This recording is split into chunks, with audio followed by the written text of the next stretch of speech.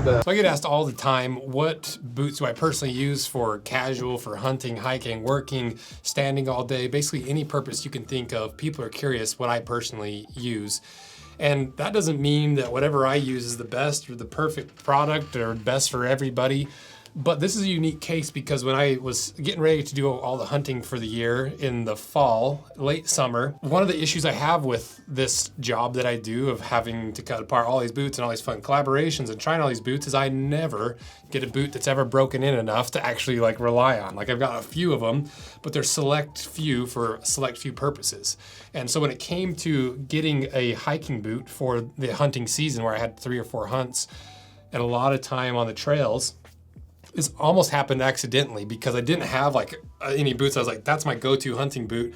I've got all these I'm gonna try to break in over the hunt, but I didn't have one that's like, this is my foundation that I can always go back to. I can do the whole hunting if I have to. I can rely on them. I can keep them in my backpack if I need to swap out.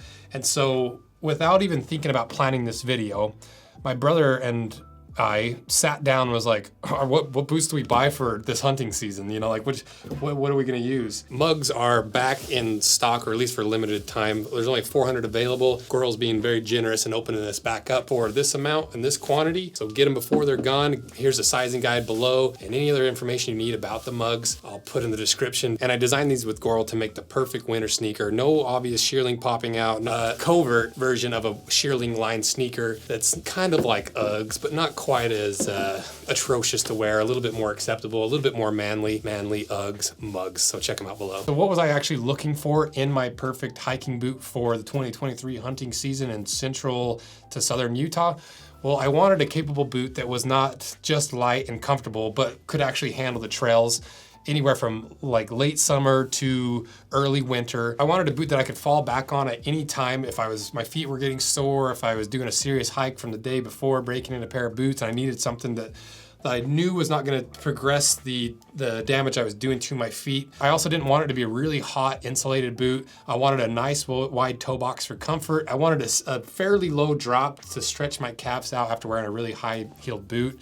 I wanted to be flexible, lightweight. I wanted a foam-based boot for comfort underfoot while still being somewhat of a natural feel by not having tons of foam on the inside. I wanted to be easy on and easy off. So what is this boot that I ended up landing on? Well, the brand is Keen. The style is the Nxis Evo Mid waterproof boot. They weigh 1 pound. They retail for $180. They're made in Vietnam.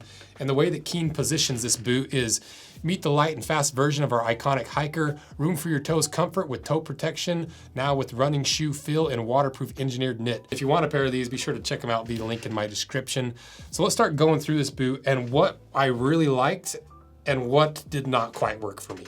Because that's the thing with any of these best boots for any given purpose, there's no such thing as a perfect boot through and through. And I think it's important to be able to look at the negative aspects of it when you're considering boots. And where I get very few opportunities to actually wear a boot extensively, this is some information that we don't always get to cover on this channel. And the thing that I like about this upper is it's very nice and light and it's flexible. It doesn't take hardly any break-in time. But the downside of it is this mesh gets mud caked into it and gets stuck in there. You can see, you know, I got most of it out and I wasn't even that much mud, but you can see how it gets stuck in there and you have to kind of like scratch the mesh to get it to puff out because it gets stuck in the layers of the mesh. It also absorbs water like crazy because even though these are waterproof, it's the waterproof booty on the inside that makes them waterproof, not the outside. So they get fairly waterlogged. But at least it does stop before it gets to your socks, so they are still waterproof. They get heavy and they get kind of squishy and uncomfortable. So if I were to redesign this boot, I would do less of the mesh and more of a tighter mesh or a different material. Obviously, like I'd go for leather always, but they have like the Targi, I think, is a leather version of this, and this is the lightweight, breathable stuff. So I would just do a less big mesh that stuff gets stuck in.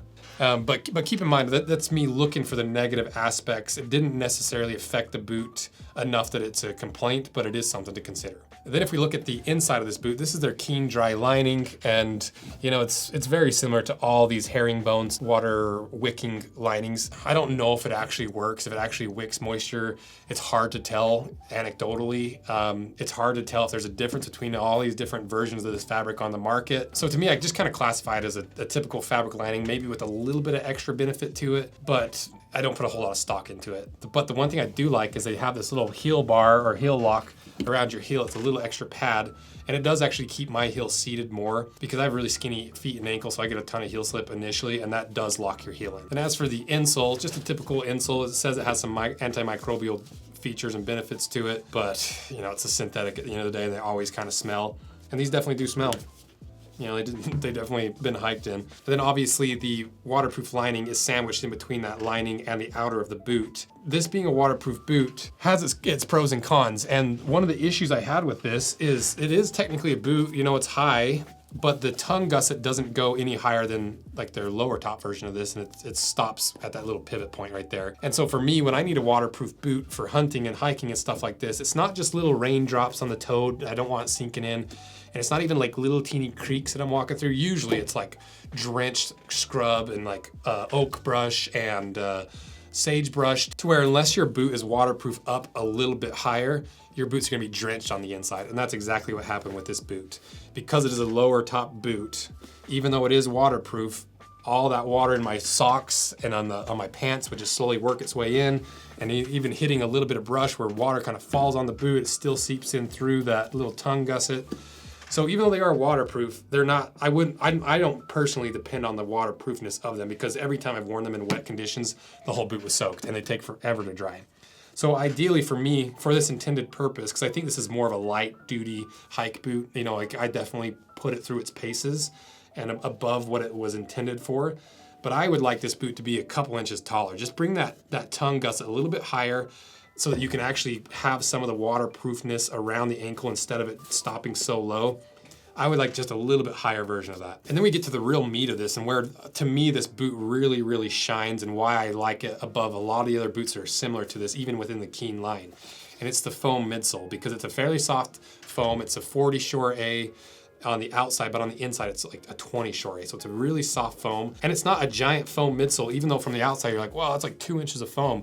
On the inside, it's only 15 millimeters of foam in the heel and 7 millimeters at the toe. So you have an 8 millimeter drop. So to me, it's really close to that sweet spot where it's thin enough to be flexible and articulate while you're walking, and you can feel the ground, while still giving you enough foam to give you protection from the ground and that squish and comfort that you want for this style of boot. And with that 8 millimeter drop, you know, it's not like a giant drop on like a huge heeled logger boot, but it's not perfectly zero drop and flat to where you're gonna be overstraining your calf on your off day from the higher heeled boots. It's right in the sweet spot for me. And the feel underneath my foot and around my foot is more important than any feature for this boot, because I don't care about the waterproof as much. I don't care about this mesh with the mud getting stuck, because without that specific setup of midsole and that amount of drop and not too much foam, but not too little foam, it's the Goldilocks sole construction is what I'm getting at. Because even on the bottom, you do have a pretty hardy outsole with the little reliefs to make it even more flexible and articulate. You know, you should be doing that with your kind of boot. The rubber's pretty hard at a 65 Shore A, so it's right in between like a harder work boot and a softer foam, so it's gonna give you the grip. Might not be the most durable thing for hundreds and hundreds of miles, and it's not gonna give you a crazy amount of protection. The puncture test only took 57 pounds to puncture through. And if you step wrong on a really sharp rock, you still feel it. It's that constant balance of not having too much foam so that you can't feel what you're doing on the ground. You're just kind of numb footing it around, but not having too little foam where your feet are gonna hurt and every rock you step on is hurting your foot to 2 miles in, you can't hardly walk. It's finding that sweet spot, and that's dependent on each person and how they hike and how they walk and their gait and their personal comfort level. Because I don't know how these dudes are claiming that they're hiking these class 4 trails and these absolute zero drop, zero comfort boots. Like maybe their feet are stronger and they spend hours a week training their feet, but for me, I don't want to do that. I don't have the time for it, but I still like some of those elements with some of the protection from a more foam-based boot. So that's why it's the most important component of why I like this boot. So let's cut these things in half, see what's on the inside, and see if there's anything else we can point to of why these ended up being my go-to boots for the entire year of 2023.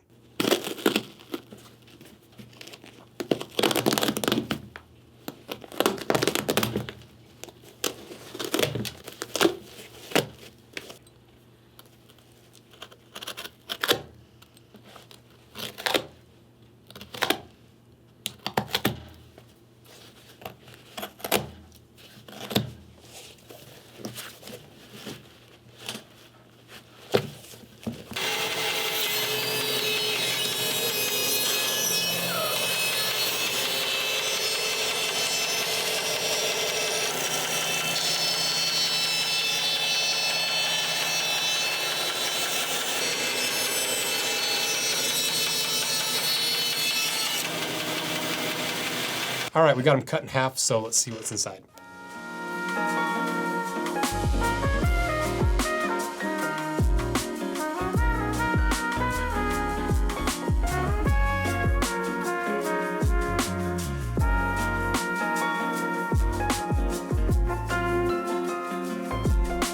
So now you can see how little drop this boot actually has, and honestly how minimal the foam is.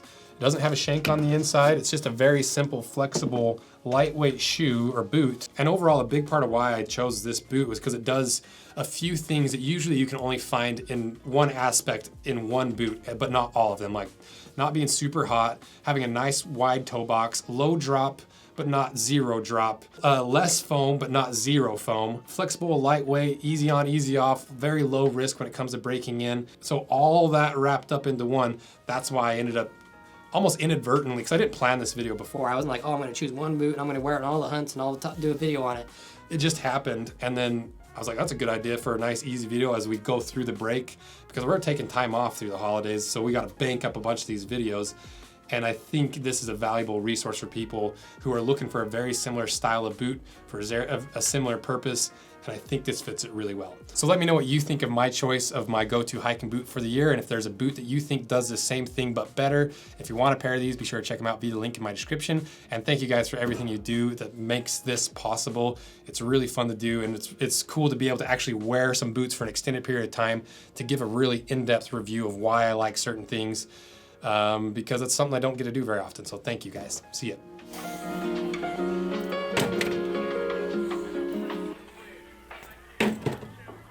Whoosh.